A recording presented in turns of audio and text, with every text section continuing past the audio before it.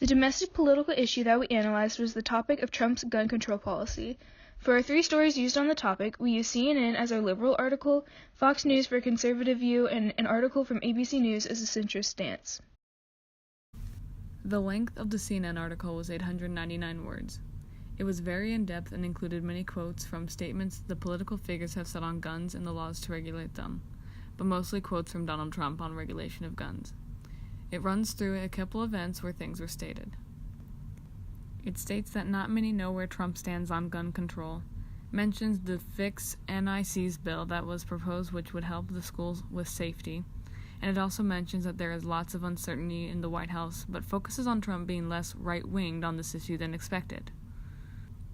Although this article was considered a liberal article under CNN's name, the tone of the article was very neutral for the most part, but it did focus on the idea of gun regulation mostly and what people have said for the push for gun regulation. And it was also mostly surprised on Trump's opinions in all this and how he shocked both Democrats and Republicans on how he felt about gun regulation. It didn't focus much on the why people are pushing for gun control, though.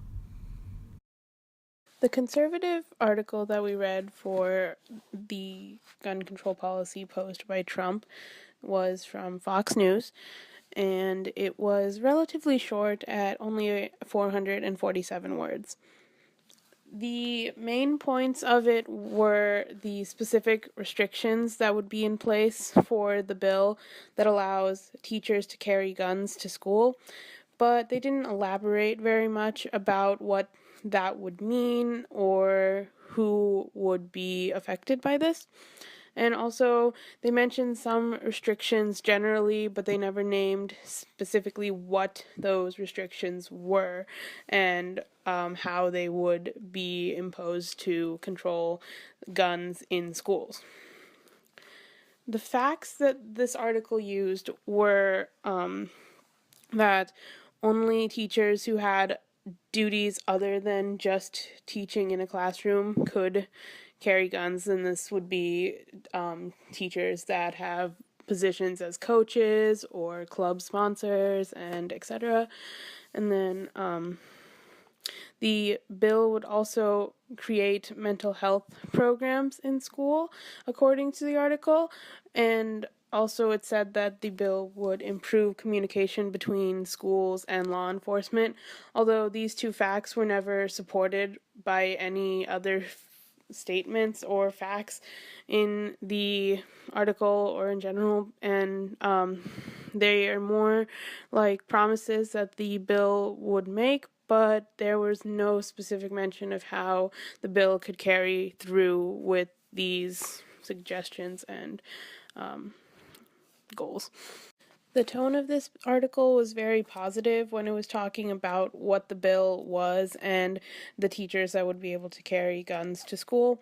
However, when it referenced the Democratic opinions about the position of teachers carrying guns, it was pretty harsh, and it was very against that idea that Democrats had. And throughout the article overall, there was only facts and opinions from people that were for the gun control policy posed by Trump that teachers would carry guns to school, and there were no quotes or any other references to what the Democratic government officials were saying about this matter. There were only support from government officials that agreed with Trump about teachers carrying guns. So for our centrist news article, we decided to go ahead with ABC. And right off the bat, what was definitely apparent is that ABC kind of broke up the way that they covered Trump's gun policy. And we can't expect them to have an article specifically relating to everything we're looking for, but that was definitely interesting. And because of that, it turned out that the information we were looking for, which is just what is Trump's policy on gun control in relation to the Parkland shooting, that was kind of strewn around in a couple different articles. So it was kind of difficult when reading the one that I chose to figure out where that was within the context of the entire debate. So that by itself makes it difficult to find the information we need. And on top of that, it was a lot more of the news source saying these are the problems that we're encountering, as opposed to, I think, more of just a news source relaying this is what happened. So it takes it a step further to say, what are the issues. So I guess that's kind of a good thing and a bad thing at the same time.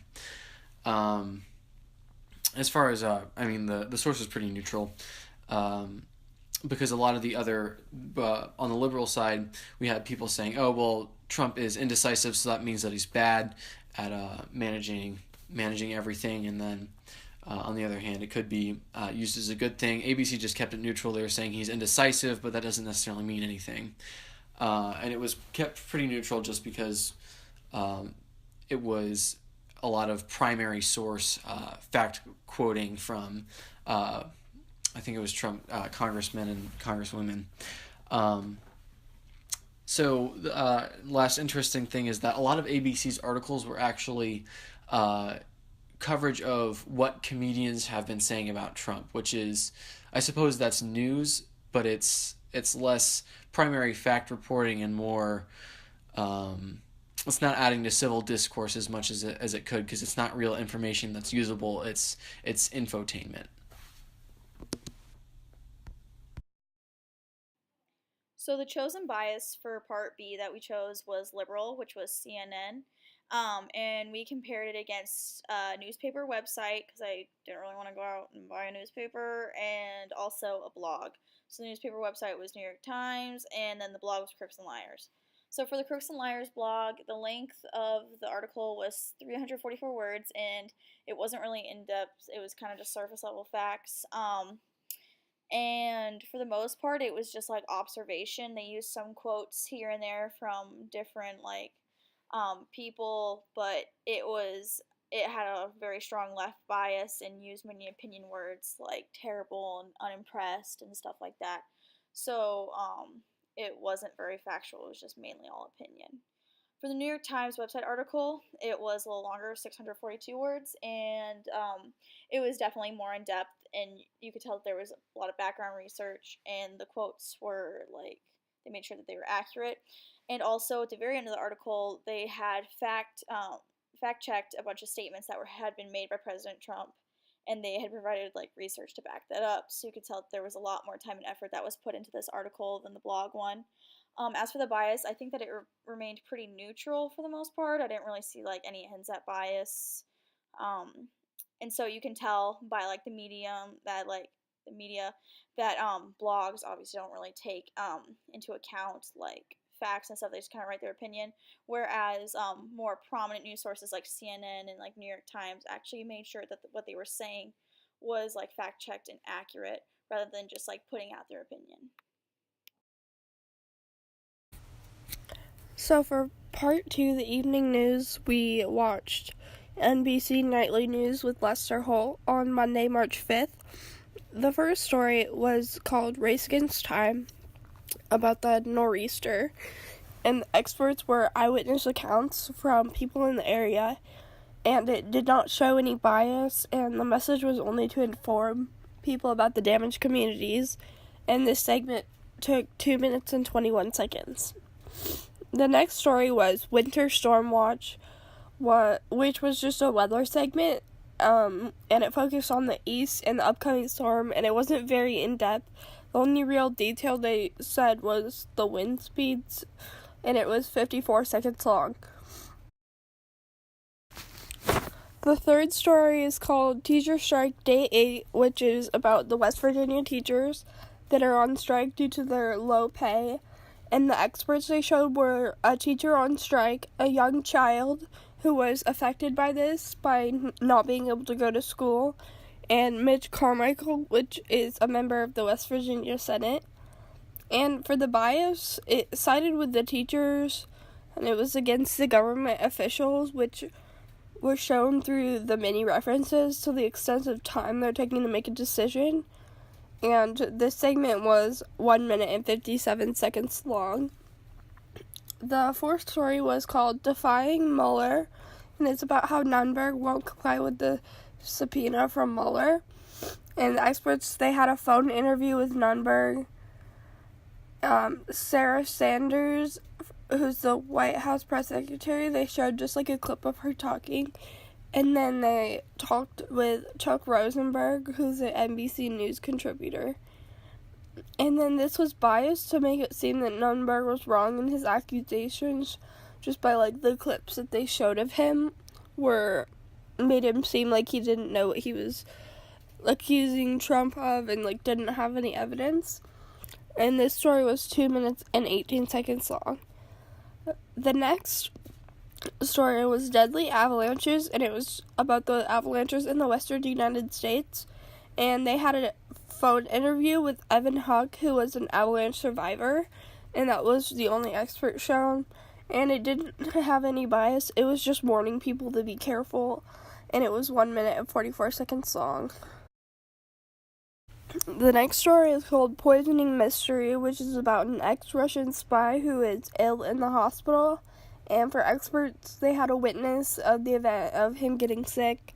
And then Craig Holden, they showed a clip of him talking, and he's the Wiltshire Police Assistant Chief Constable. And there was no, United States political bias, but it was accusatory towards Putin on being part of this, and it was very negative towards Russia. And this was 1 minute and 35 seconds long. Next story was called Teacher's Double Life. It was about a Florida teacher being accused of white nationalism on a podcast that she has. And the experts, they showed a Huffington Post audio clip of Diana Voltage, who is the teacher being accused. And they also showed a mother of the student from her class. And they also talked to Arsalan Iftikhar, who is a Georgetown University senior fellow. And then the bias, it was negative towards the teacher, which was shown through the experts. All of the experts talked about how she was wrong in doing this. And this was 1 minute and 54 seconds long. And the 8th segment was Hacking Your Taxes, which was the IRS warning against cyber thieves. And the experts were Don Fort, who's the IRS criminal investigation chief, and Charles Gibson, a cybersecurity expert. And there was no bias, just a warning to the people and tax firms. And this was 2 minutes and 16 seconds long. The next story was called Airport Roof Collapse, which is a video of a roof collapsing at a Chinese airport. And there was no experts, no bias, and it was only 18 seconds long. The next story was called Awestruck, which is about a viral photo of a small girl looking at a Michelle Obama portrait. And the expert was, they had an interview with the child from the picture, and it showed no bias, and it was only 28 seconds long. The next story was called Stolen Oscar, which is about the Oscar stolen from Frances McDormand. And no experts, no bias, 39 seconds long. And the last story was called Inspiring America, and it was about how a principal was paying students for not fighting. And 2 8th grade students were experts, and they talked about how this is impacting them. And then they also talked to Stephanie Underwelch, who's the principal of Mitchell, the high school that she's doing this at. And then there was also an interview with the mom of a child who has improved due to the incentive. And there's no bias, and it was 1 minute and 16 seconds long. To conclude this news analysis, there were 12 stories total, and there was a lot of use of experts, witness accounts, and phone interviews, and audio clips. And the most important stories were featured at the beginning and given the most time, and they were also a lot more in depth. And then there were entertainment stories shown at the end, which were very short and under a minute and very brief, little information. And all in all, there was little bias, which correlates with NBC's typical lack of bias and their mainstream approach to giving the news.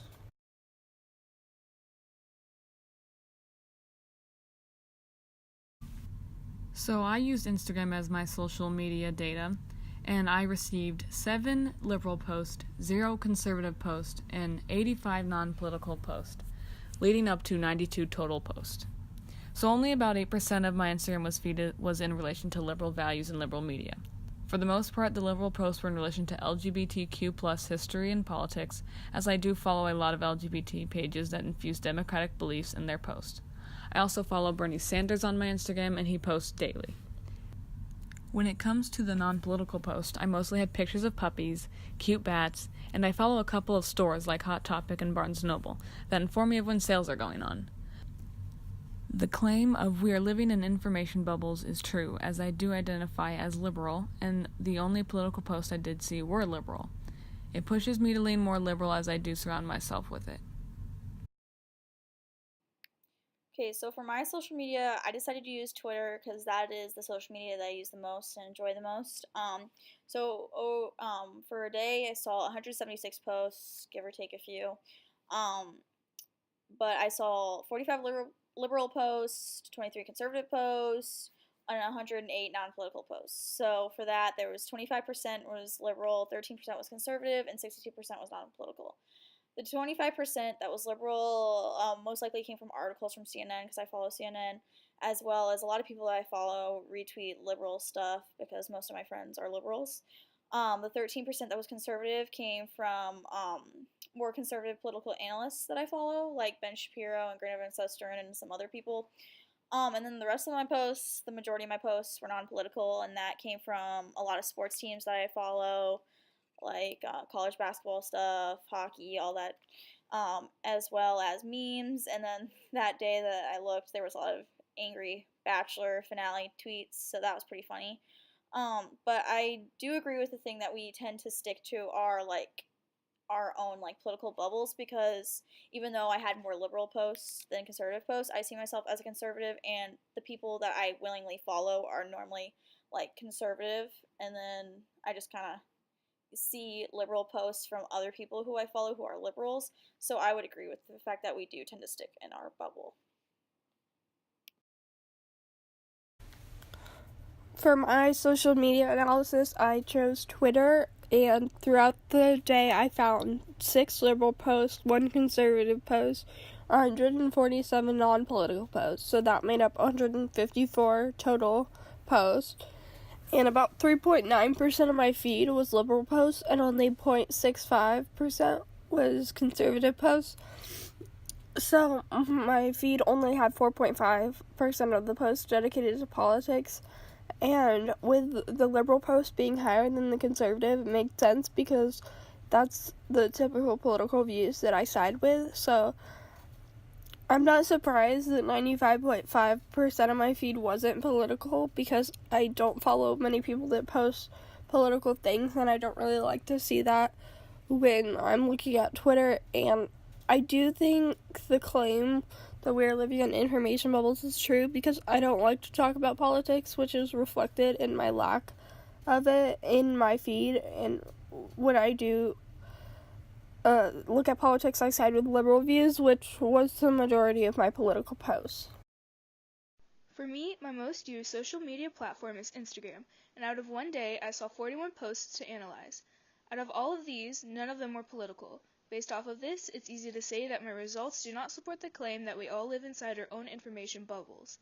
I saw 0 political posts, so the information that I usually see throughout my time on social media does not affect my political views, because I rarely engage with other people's political views and opinions through social media.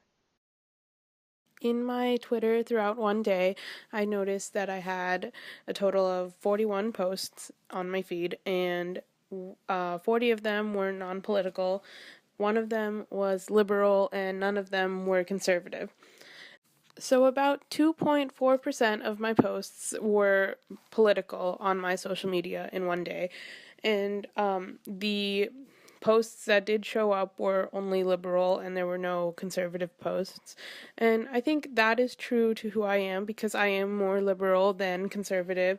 So it makes sense that there were only liberal posts and not conservative ones. I also don't find this number very surprising, that it's only 2.4%, because I don't generally follow any politicians or any news sources, so I wouldn't get as much posts related to politics as others would.